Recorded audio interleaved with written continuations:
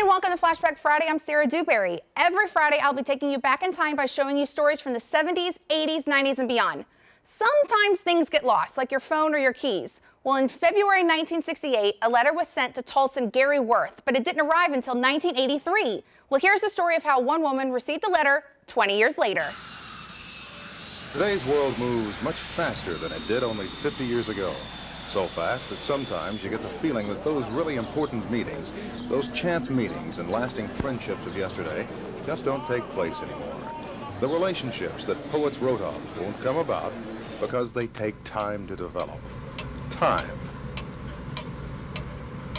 It's really what we base our lives on.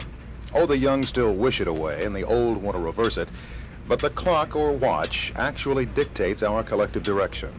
And whether or not we care to admit it, we are linked by an invisible chain to the sweep of the hour hand or the changes of the digital face.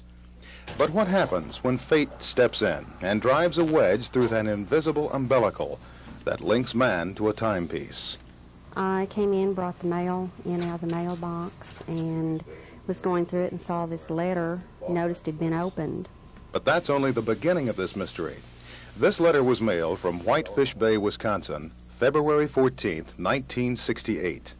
It arrived at Sharon Simon's Tulsa address a few days ago. And I took it out and then realized it wasn't ours and looked at the address and the name on there, and it was addressed to a Gary Worth, who I didn't know, but it was our address. The Postal Service handles over 100 billion pieces of mail a year, and from time to time, one is sidetracked. What happens sometimes is a letter will fall down in back of a piece of equipment or in between something to where it can't be seen. Sometimes when we tear down a facility, we'll actually find a letter that's been there for a number of years, sometimes many more years than this even. But it's impossible to tell what happened to the piece of mail. Thanks again for tuning in, and I'll catch you next Friday for our next edition of Flashback Friday. Have a fantastic weekend.